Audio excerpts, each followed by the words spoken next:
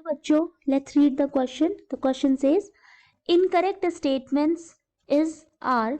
सो हमें बताना है कि इनमें से एक स्टेटमेंट इनकरेक्ट है या बहुत सारे इनकरेक्ट स्टेटमेंट्स हैं. ठीक है, तो पहला है कि protein found in a biological system with a unique 3 dimensional structure and biological activity is called native protein.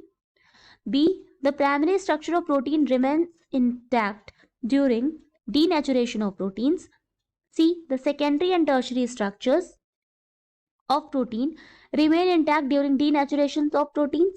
And D. The coagulation of egg white on boiling is a common example of denaturation.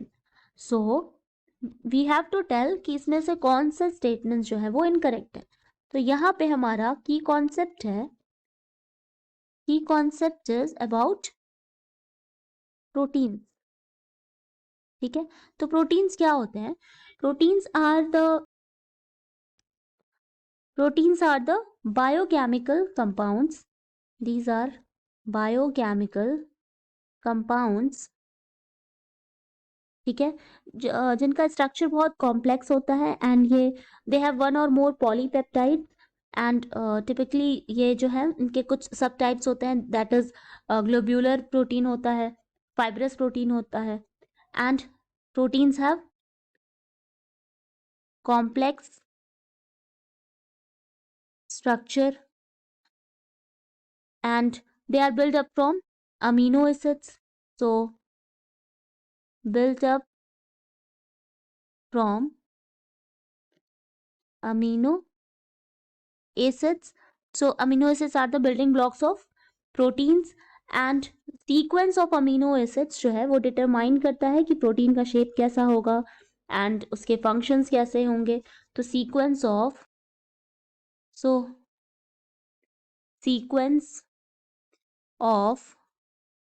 amino acids will determine proteins shape and functions. ठीक है, now protein जो है found in a biological system with a unique 3 dimensional structure. ठीक है, ये 3 dimensional structure में मिलता है. एंड तो हमारा जो पहला स्टेटमेंट क्या बोल रहा है कि protein found in a biological system with a unique 3 dimensional structure and biological activity is called the native protein. तो ये स्टेटमेंट बिल्कुल करेक्ट है. ठीक है, तो अब हम 1 बाय 1 करके अपने ऑप्शंस को देखेंगे. So when protein is in its native form, जब वो अपने नेटिव फॉर्म में होता है प्रोटीन, ठीक है, तो it is intact with its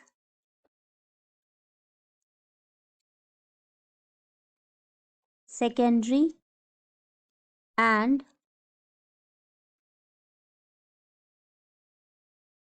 tertiary structures. ठीक है, तो वो सेकेंडरी एंड टर्शियरी स्ट्रक्चर्स में इंटैक्ट होता है along with primary structure, along with primary structure. ठीक है, जब ये नेटिव फॉर्म में होता है तो ये तीनों ही स्ट्रक्चर्स होते हैं. Now these amino acids residues, अब ये जो अमीनो एसिड्स हैं दे आर कनेक्टेड वाया, तो दे आर कनेक्टेड वाया, कौन कौन से बॉन्डिंग्स होते हैं इसमें? इसमें होता है hydrogen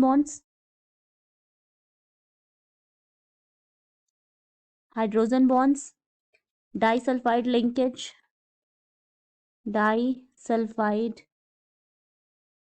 linkages and van der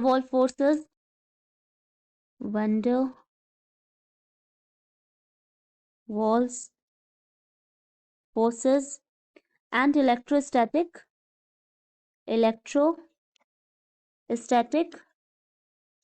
forces of attraction. ठीक है, इनमें ये फोर्सेस होते हैं.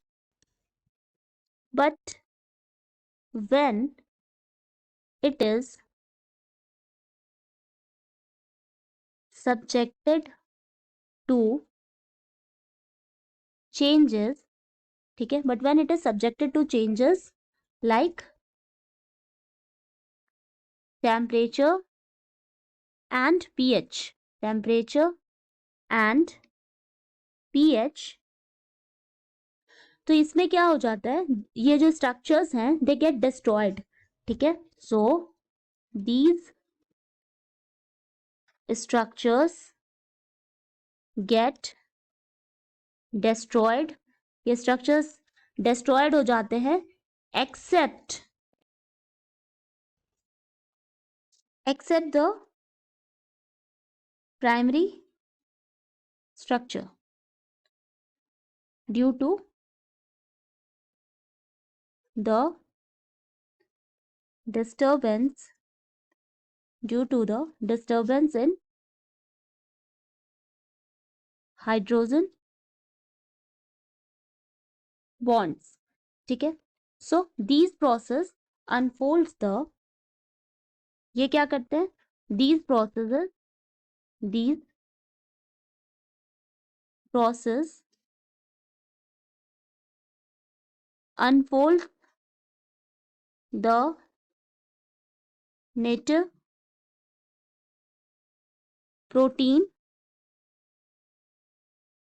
and is called, इसको हम कहते हैं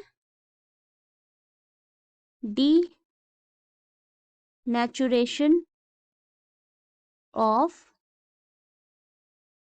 proteins, ठीक है. फर्स्ट स्टेटमेंट बोल रहा है कि protein is found in a biological system with a unique 3 dimensional structure and biological activity is called the native protein, ठीक है. तो ये स्टेटमेंट हमारा करेक्ट है क्योंकि प्रोटीन हमारे नेटिव फॉर्म में जो मिलता है वो 3 डायमेंशनल स्ट्रक्चर में होता है नेट, ठीक है. तो ये स्टेटमेंट हमारा करेक्ट है. सेकेंड क्या बोल रहे हैं कि the primary structure of protein remains enact during denaturation of protein. तो जब डीनेचुरेशन ऑफ प्रोटीन होता है, ठीक है, तो हमारा जो प्राइमरी स्ट्रक्चर है वो डिस्टर्ब नहीं होता, लेकिन जो सेकेंडरी एंड टर्शरी है वो डिस्टर्ब हो जाते हैं. यानी कि जो इस प्रोसेस में क्या होता है कि जो नेटिव प्रोटीन है वो अनफोल्ड हो जाता है पूरा स्ट्रक्चर उसका, एंड इसी को हम कहते हैं डीनेचुरेशन ऑफ प्रोटीन. और जो स्ट्रक्चर है वो डिस्ट्रॉय हो जाता है व्हेन टेम्परेचर एंड पीएच, ठीक है, कि चेंजेस की वजह से जब they get subjected to changes in temperature and pH, तो ये स्ट्रक्चर्स क्या हो जाते हैं, डिस्ट्रॉयड हो जाते हैं. बस प्राइमरी स्ट्रक्चर डिस्ट्रॉय नहीं होता, ठीक. और यहाँ पर क्या बोल रहे हैं कि primary structure remains enact during denaturation of protein, तो ये भी यही बात बोल रहे हैं कि हाँ ठीक है, तो हमारा ये स्टेटमेंट सही है. थर्ड स्टेटमेंट क्या है कि the secondary and tertiary structures of protein remains enact during denaturation of protein. नहीं, ये स्टेटमेंट गलत है क्योंकि जो सेकेंडरी एंड टर्शरीज हैं वो हमारे इंटैक्ट नहीं होते, ठीक है. तो ये स्टेटमेंट गलत है, सिर्फ प्राइमरी जो है वो ही इंटैक्ट होता है, तो ये हमारा रॉन्ग हो गया. And the last one is, ये क्या बोला है कि the coagulation of egg white on boiling is a common example of denaturation of protein. तो ये भी स्टेटमेंट करेक्ट है, ठीक है. जब एग को बॉईल करते हैं तो वो कोएगुलेट हो जाता है क्योंकि वहां पर जो प्रोसेस है वहां पर क्या हो रहा है, डीनेचुरेशन हो रहा है, जो कि एक क्या है, फिजिकल चेंज हो रहा है ड्यू टू द टेम्परेचर.